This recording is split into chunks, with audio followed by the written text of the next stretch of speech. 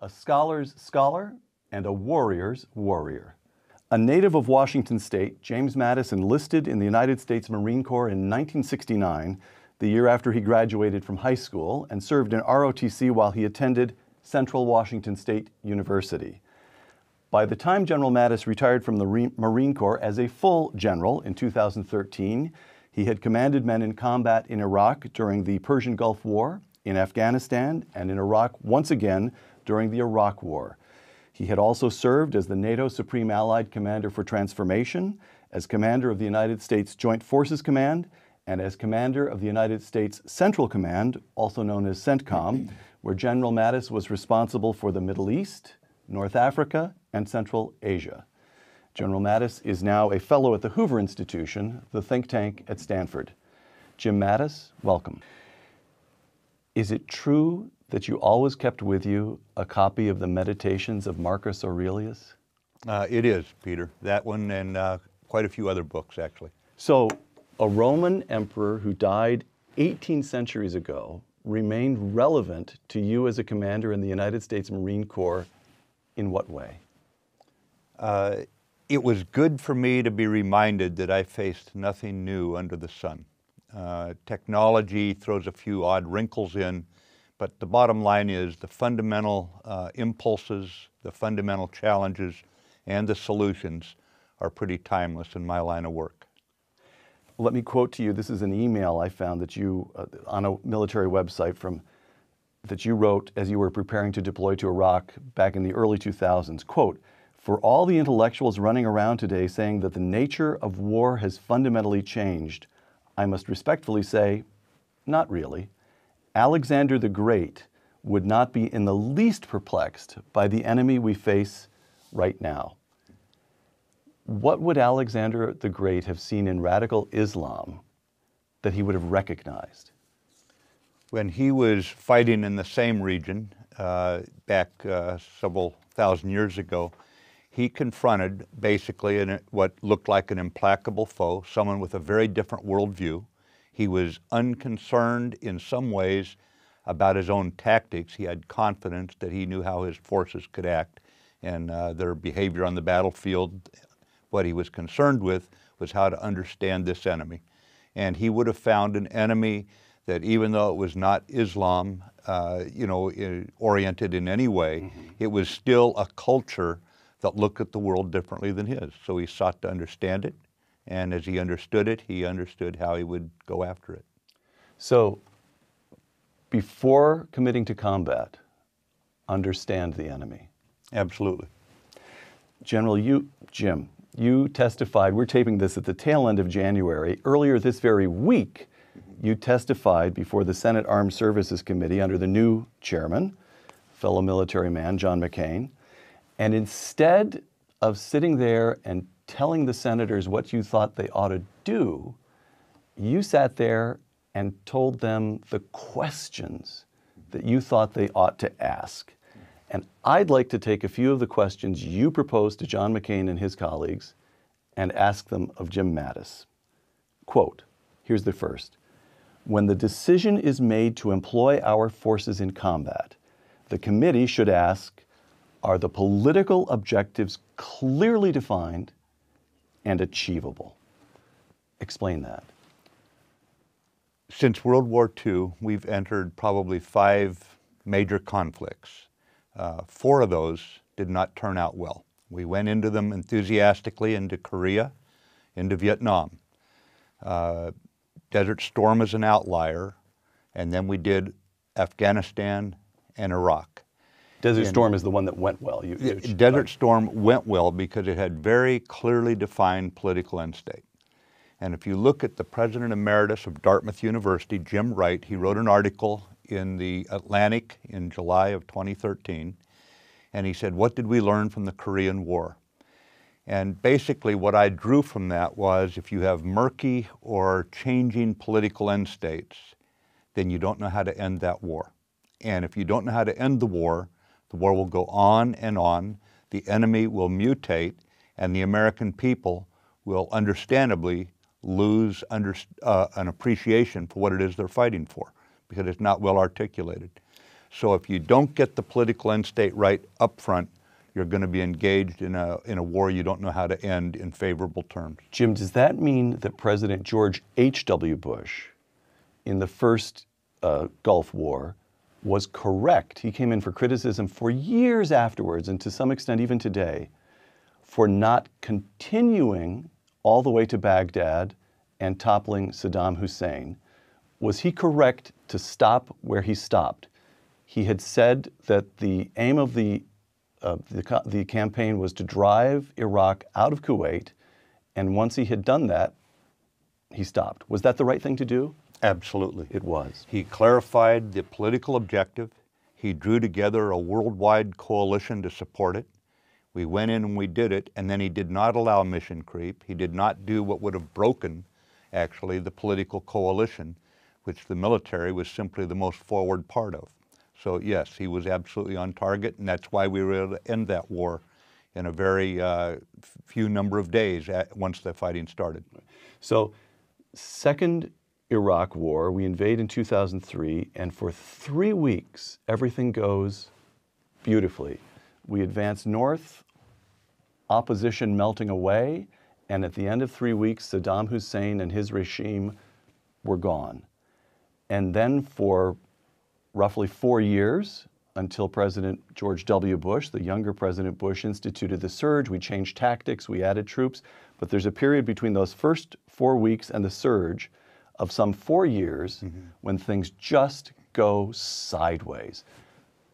How does a military man understand, how do you think about what went wrong?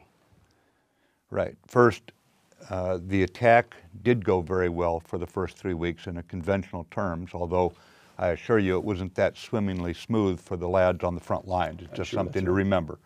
But what happens at that point is it's revealed that we don't have a clearly stated political end state.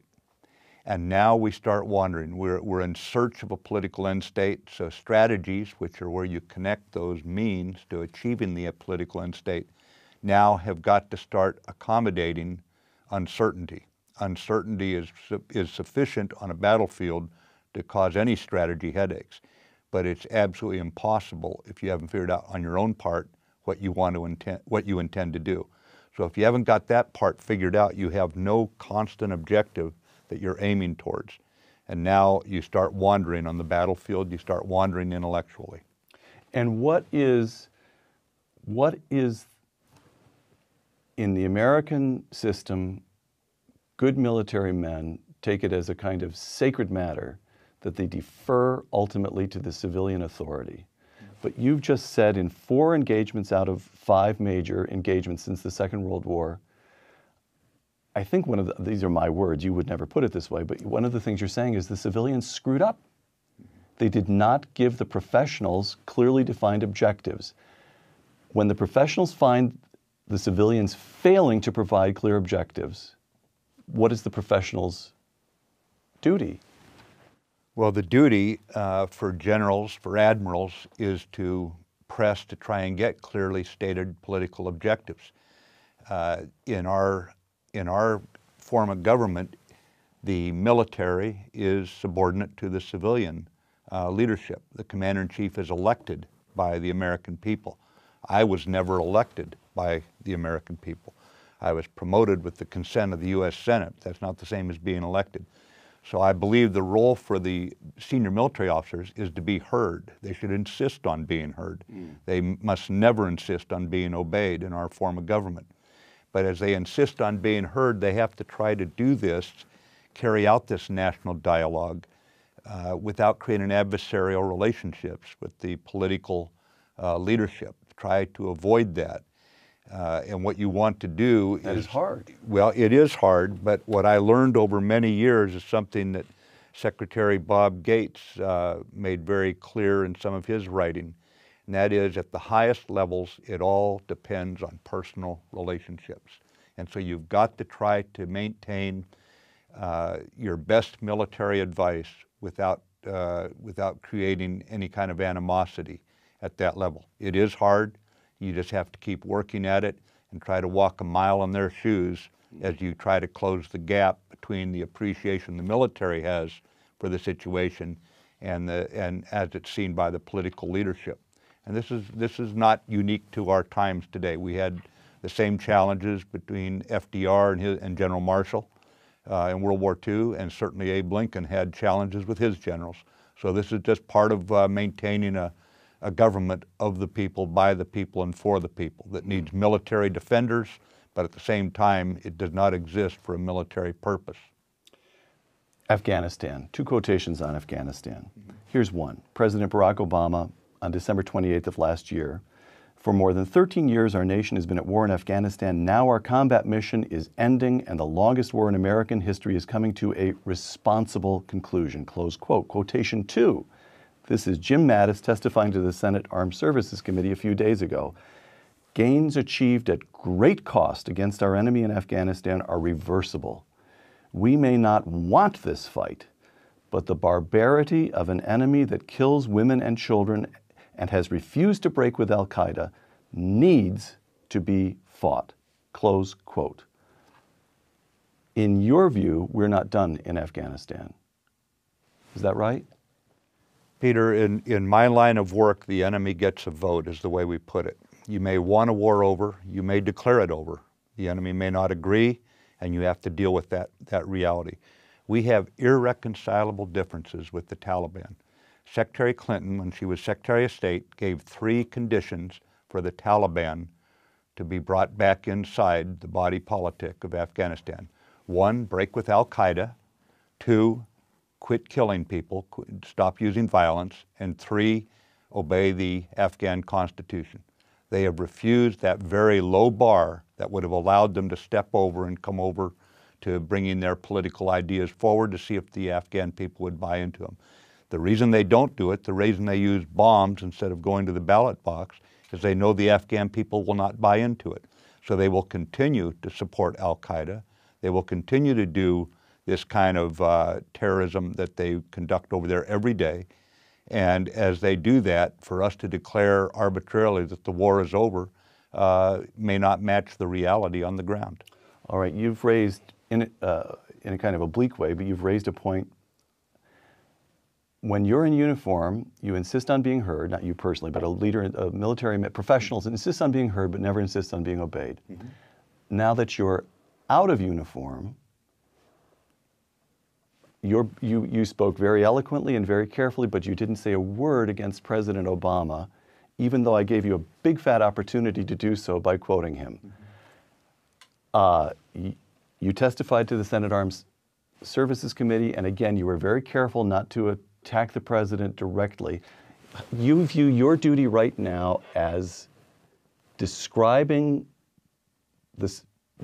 How do you see your duty? You know a lot. You love your country, you understand the military, and you draw different conclusions from the administration. But you're being careful about what you say.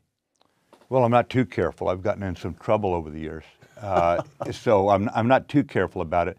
But I'm basically saying the same thing that I said in private meetings and even in public meetings back when I was on active duty. The bottom line, I think here, is that I owe my best military advice, and at times that's uncomfortable. For a democracy that believes in freedom and it believes in peace and prosperity, the idea that this level of evil can exist is incompatible with our view of what we would like to see as we turn over this world to our children. But I'm also convinced, having dealt with this enemy since 1979, which was the first time I sailed into those waters on U.S. Navy ships, that we're up against an enemy that means what they say, and we should not patronize them. When they say girls don't go to school, you're not going to talk them out of it by simply having a picnic in the backyard and resolving your differences. Their views of the role of women, their views of modernity, their views of tolerance for people who think differently are fundamentally different than ours. And Oliver Wendell Holmes Jr. made very clear that between 2 irreconcilable worldviews, it's probably going to turn to a fight. And that's what we're in right now, whether we want it to be over or not. And in regards to the president, loyalty, I was 40-odd years a naval officer. And loyalty, I learned, only counts when there's 100 reasons not to be. And I would just tell you that the president's had a tough enough year, and he doesn't need generals coming out now and characterizing him in negative terms. We owe the country, we owe the president our best advice, but I don't choose to take part in going beyond that and characterizing people's motives or their performance as unsatisfactory. We're all trying to make sense of this world. Got it. Another of your questions to the Senate, which I'm now going to put to you. Quote, I'm quoting you, Jim. As President Eisenhower noted, the foundation of our military strength is economic strength. No nation in history has maintained its military power if it failed to keep its fiscal house in order. How do you, this is you talking to the senators, how do you halt the damage caused by sequestration? Close quote.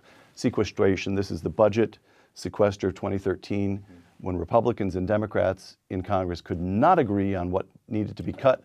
So they set up a few automatic cuts. The idea was that the automatic cuts were so draconian they would force them to get together. They never did get together, and the sequestration has taken place, cut the defense budget by about 6% in 2013, cut it again last year, and President Obama has now projected that he's going to propose spending on the Defense Department something like 6% over sequester. Okay, so we end up with the Pentagon budget. We'll know, who knows where it's going to come out, but it's going to be about $500 billion to $530 if the president gets exactly what he seems to be proposing. Is that enough? Well, I don't know if it's enough, but I know one thing for certain. If you want to cut the defense budget, you should do it wisely and reducing your strategic ends, your political aims, make certain that you don't have a policy that requires a military that's larger than what you're willing to fund. The way we're doing it right now is we're doing it with arithmetic. Now let's put it in terms of a family budget. If a cut comes to your income, and you say you have to take a 10% cut in your family's budget, you don't cut vacations 10%, food 10%, life insurance 10%, rent 10%. You may cut out all your vacations or your restaurant meals, and you wisely take that into account. What we're doing right now is we're doing these salami cuts of everything, and the result is you have a mindless application of our money, in many cases going to priorities that no one agrees should be funded. So this is just silly. The engine for our national security has always been our economy. And whether you look back at the Roman Empire or you look at the Spanish Empire or the British Empire, no country, the Soviet Union, no country has maintained its military strength if it did not maintain its fiscal house in good order. And right now, we are spending so irresponsibly, we're going to turn over to the younger generation an injurious taxation, and most of the money that we will be spending, which is, by the way, more within a couple of years servicing our debt, right, than we spend on the Department of Defense will be going to Riyadh, Moscow, Beijing, and Tokyo. Not all those countries are friends. And we are spending borrowing money from them and we're paying. Borrowing, they are holding our paper. Right. And we're going to be sending them money.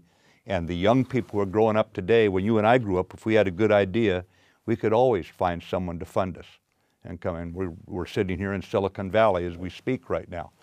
In the future, that money may not be available because of the irresponsibility of the current government, basically, and us. We've got to look at ourselves on this, that we're allowing this irresponsible spending that's going to burden the younger generation. Jim, one more question on spending.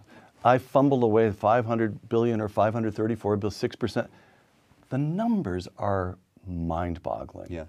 How do you, as a professional, say to a layman, an ordinary American, the notion would be those numbers are so huge, it's hard to understand what they mean, and anybody who reads a memoir or two about the Pentagon understands that it's a gigantic operation. In many ways, it's bureaucratic. There are all kinds of rivalries, inter-service rivalries, intra-service rivalries taking place. Yeah. How can an ordinary American who can't begin to go through all the detail, how can you have any confidence that the Pentagon budget, how do you know the Pentagon budget is right? Dwight Eisenhower said our military strength rests on our economic strength, but in his farewell address, he also warned about the military-industrial complex, those contractors who are going to lobby congressmen for contract. How do you know that it's being done right? Well, it's hard. It's hard, and we can always find in a budget this large, we can find things that are waste, or we can find things that in all likelihood we don't need in a military budget. The challenge is, how do you set up the processes to audit it, to govern it, to allocate those resources in a responsible manner? And what I've found over many years in many different organizations, if you take good people and good ideas and you match them with bad processes, the bad processes will win 9 out of 10 times. Right now, the processes have become so convoluted, the laws are so complex, governing acquisition, the budgets themselves are so detailed in some areas, directing things that even the military we don't ask for, frankly, that you can't really get the good ideas forward and have them governing all aspects of the budget. Now, this is normal. This is not something where all of a sudden one day we're going to find the Holy Grail and say, presto, we know how to solve this. But we've got to work this in a manner that creates processes that return integrity, to the managerial integrity, to the system. We know what to do with corruption. I mean, we put people in jail for that sort of thing. Right. This is not about corruption. This is about using the resources wisely the American people have given us. And you're right, it's become so big, it's hard really to calculate that. Another of your questions for the Senate Armed Services Committee that I'm turning on you. Is the U.S. military being developed to fight across the full spectrum of combat? Our forces must be capable of missions from nuclear deterrence to counterinsurgency and everything in between, now including the pervasive cyber domain. Let me just take you around the world. Do you believe we now have the proper spectrum of forces in place to deal with a rising China? Well, in light of China's bullying in the South China Sea, I don't think we're building enough ships. I think we are going to be forced, as we pull more of our forces home from overseas, from the Cold War days, and that was appropriate, we bring them home. But we're going to be forced into a more naval strategy as far as the military strategy for America. As a result, we're going to have to look at what we're doing, and we may have to give the Navy a bigger slice of the budget in order to carry out the kind of operations that reassure our friends and temper our adversaries' designs. I mean, it's all well and good we're trying to get along with China, and I completely endorse that. I don't think China sees any value to going to war with the United States. But at the same time, there are a lot of nations out in that region that would like to see more U.S. navies making port calls in their harbors, from Vietnam to the Philippines, from Malaysia to Taiwan and Japan. And if you don't have enough ships, then you're going to have a hard time doing that. And sometimes in this world, the best ambassador you can have is a man of war. So we're going to have to look at this to make certain we're making a military fit for its time, is the bottom line. Iran. Yes. Do we have the spectrum in place to deal with Iran? Yes. Obviously, it would take more forces if we had to go with a military option for Iran, which the president has not taken off the table. But yes, we can handle Iran. You're comfortable with that one? I have no doubt. All right. You know, thank you, because I will sleep better tonight, at least with regard to Iran. Well, remember, war now, Peter, is fundamentally an unpredictable phenomenon. So I'm not saying that it would be carefree. I'm not saying we can be careless, and it would be bloody awful. It would be a catastrophe if we have to have another war in the Middle East like that. But could we handle it from a military point of view? Absolutely. ISIL, the Islamic State of Iraq and the Levant. 2014, June 2014, ISIL declares itself a worldwide caliphate. It has attracted thousands of combatants from Europe and from the United States. It now controls about half of Syria and about a third of Iraq. That may be a little less today because the Kurds announced that they're moving in, but they've got a lot of territory. And they're carrying out, you spoke earlier about the barbarity of the Taliban. The ISIL they've carried out thousands of executions of religious and political opponents, and these include beheadings and crucifixions. Do we have the proper spectrum of forces in place to deal with ISIL? Well, we have the forces available, the military forces available. they're not in place, but that reflects the political decision. The question is, do we have the political will to deal with ISIL in an intelligent and effective manner? How to put this, they're an organization that are a little bit like Lebanese Hezbollah in terms of trying to create social services. They're a lot like Al-Qaeda operationally, or philosophically, but operationally, they're like Al-Qaeda on steroids. And when you put that together, they're a uniquely capable organization. But the fact is, they couldn't last 2 minutes in a fight with our troops. And so it comes down to having a good strategy. It comes down to a political situation in Baghdad that draws Sunnis and Kurds and Shia together. And I think that the new prime minister has done some things in the right direction on that. But it also comes down to making certain that we know what it is, not only what we fight for in this world, but what we will not tolerate. And the kind of assassinations, the mass killings, the mass rapes that are going on there, this is a group that deserves no support from anyone, and we should try to shut down its recruiting, shut down its finances, and then work to fight battles of annihilation, not attrition, but annihilation against them. So the first time they meet the forces that we put against them, there should be basically no survivors. They should learn that we can be even tougher than them, except for the ones who surrender. Obviously, we don't kill prisoners, but if they want to fight, they should pay a heck of a price for what they've done to innocent people out there. Okay, Jim, now here's another, I'm going to put myself in your hands as a layman and just ask you to explain to me how to think of the kind of conflict you just described. And here's what I mean. This goes back to your first question: clear definition, objectives, end state. You mentioned 5 engagements since the Second World War. Let me mention, well, so the Second World War, we knew whom we had to beat. Imperial Japan needed to surrender, and Nazi Germany needed to surrender. And Rundstedt signed a document of surrender, and the Japanese sent representatives to the USS Missouri, and they signed in front of McCarthy. It ended. We knew who they were, we knew where they were, and we knew how to take them on. Cold War, the Soviet Union on December 25th, 1991, ceases to exist. ISIL has territory. That's one, I could sort of, okay, to that extent, I understand they can't end up controlling that territory. But if you think in terms of the conflict with radical Islam, you've got ISIL, the Taliban. Al-Qaeda seems to have franchise operations almost like McDonald's. They're in Yemen and elsewhere. We've got places I'd never heard of Boko Haram in Nigeria until a couple of months ago. Turns out they've been there for quite a while.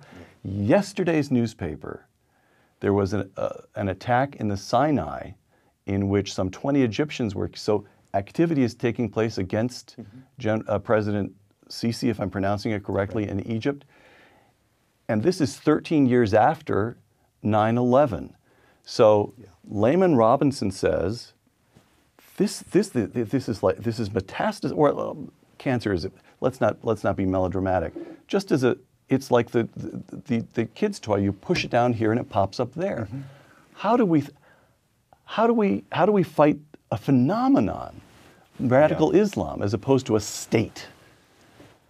Well, the problem with Islam goes back to the days of the Prophet and when he dies, and it splits into 2 halves. And at that point, they've got an internal war that's kept waxing and waning over the years. Between the Sunni and the Shia. Between the Sunni and the Shia. And then the first time that I think I could find jihad in our presidential papers is with Thomas Jefferson.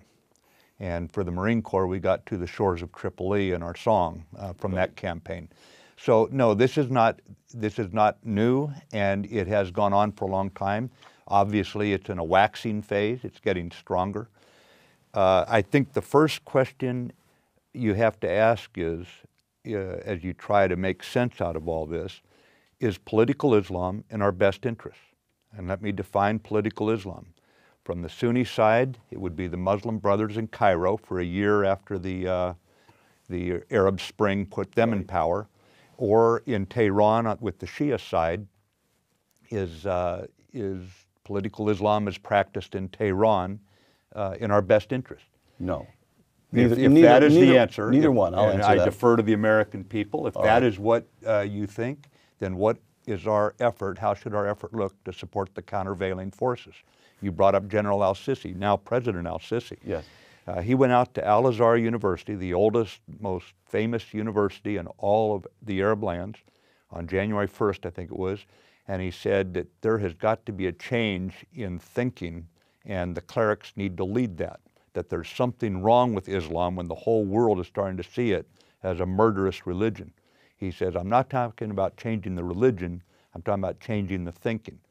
If you go to Mohammed bin Zayed, the crown prince in United Arab Emirates, he believes that you've got to have a modern state and that political Islam has no role in governance. Obviously, each person's morality and their relationship with their God guides them, but it's not the government. It doesn't guide the government. The government is guided by men. No theocracy, no Sharia law. You go to the king of Jordan, who believes in moderate Islam. You go to any number of people out there who will fight alongside us. I've fought many times in the Middle East. I never fought in an all-American formation. I always had Arabs beside me, always had Muslims beside me. And I bring this up because when we ask those fundamental questions and we recognize the reality of today's challenges, it will lead us to certain behavior, like taking our own side in the fight and supporting the people I just mentioned, rather than confusing them. And so we're going to have to look at this because back in the 1980s, 1983, the Lebanese Hezbollah, the Iranian-inspired militias, declared war basically on the United States. They blew up our embassy in Beirut. They attacked the French paratrooper barracks, attacked the U.S. Marine barracks, and they've killed Americans many times since. They tried to kill Ambassador Adel, the Saudi ambassador to Washington, D.C., 2 miles from the White House here 2 years ago. And that was a decision taken at the highest levels in Tehran, and we have done nothing about it.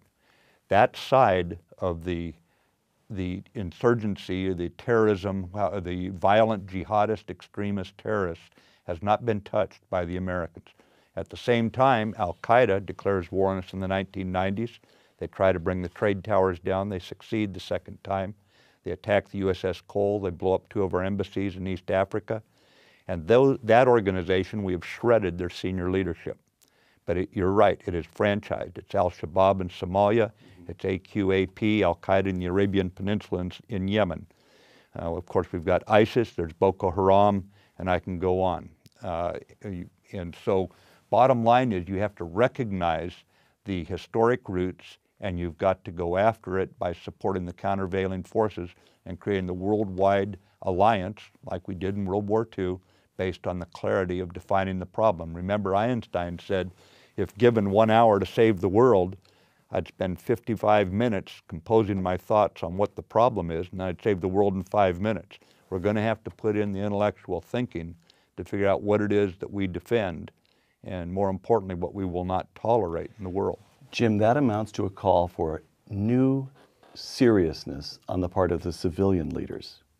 Is that not correct? And military, guided by our intelligence services that actually have done a very good job outlining what this enemy looks like. All right.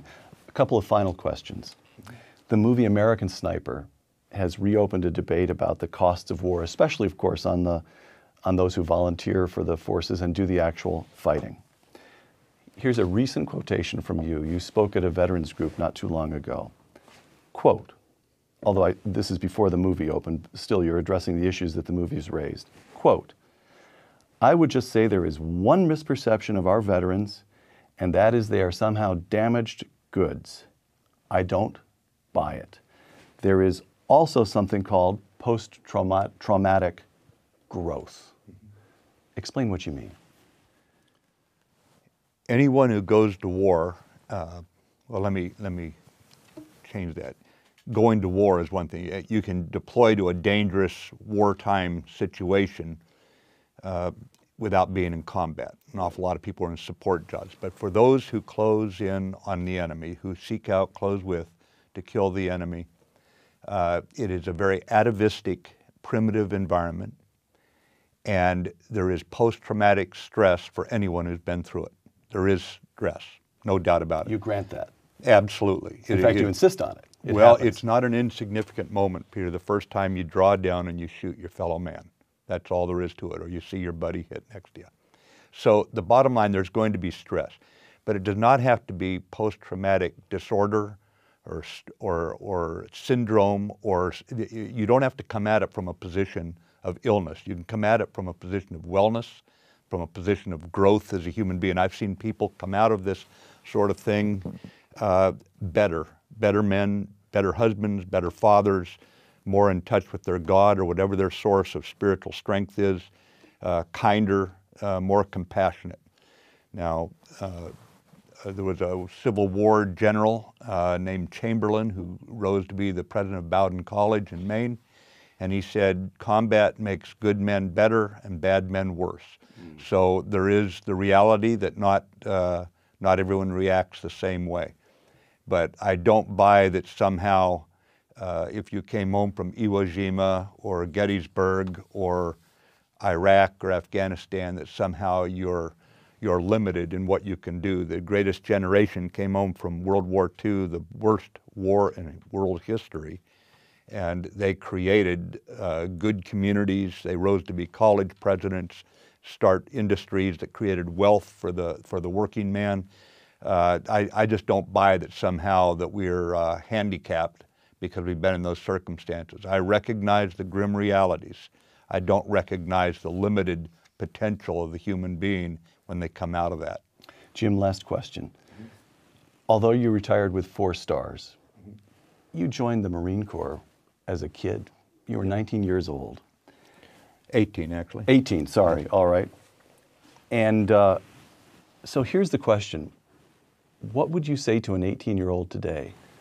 When you joined up, the United States was self-confident enough to be engaged in and ultimately to win a 45-year conflict, the Cold War. There are questions about how self-confident the country is today. We face this complicated new enemy, this new set of circumstances and conditions. And at the same time, the private economy has produced opportunities for 18 and 19-year-old kids that they didn't face when you were a kid up in Washington, in the farm country up in Washington State. What would you say? What would you say to a kid in your circumstances up in Washington State, or maybe somebody here at Stanford University who's considering the ROTC program, about why a career in the armed forces of the United States would still be a worthwhile to spend 20 or more years of your life? Well, I think what you want to do is explain that there comes a point in your life when you want to know that you serve for a purpose in this world. And there's a gravestone up in Cypress Hills Cemetery in New York with a guy that we all loved when we were kids growing up. He was a sparkling baseball player. We all wanted to be Jackie Robinson. Sure. And if you go to that grave today, it says, a life is not important except in the impact it has on other lives. And he wrote his own epitaph, by the way. I think that when you look at this experiment we call America, we should not look at the people who founded it as if they had an easy time of it and they are now just faces on dollar bills. We should not look at this as something that is just automatically our inheritance. We're going to have to work for it, and at times we're going to have to fight for it, because we might have been born here, most of us, by complete accident, good fortune. We lived here by choice, but we have an obligation to turn this free country over to young men and women with the same freedoms that we got when we grew up in it. And if you want to be part of something that keeps you from sitting in a psychiatrist's chair when you're 45 wondering what you do with your life, you can't go wrong than joining up the Army, the Navy, Air Force, Coast Guard, Marine Corps, and spending 4 years. And if you like it, you stick around for longer. Frankly, I disliked many of the jobs I had as a Marine. I grew to hate minefields when I was a 21-year-old infantry lieutenant, but I also grew to love being around guys who'd crawl willingly into minefields alongside you.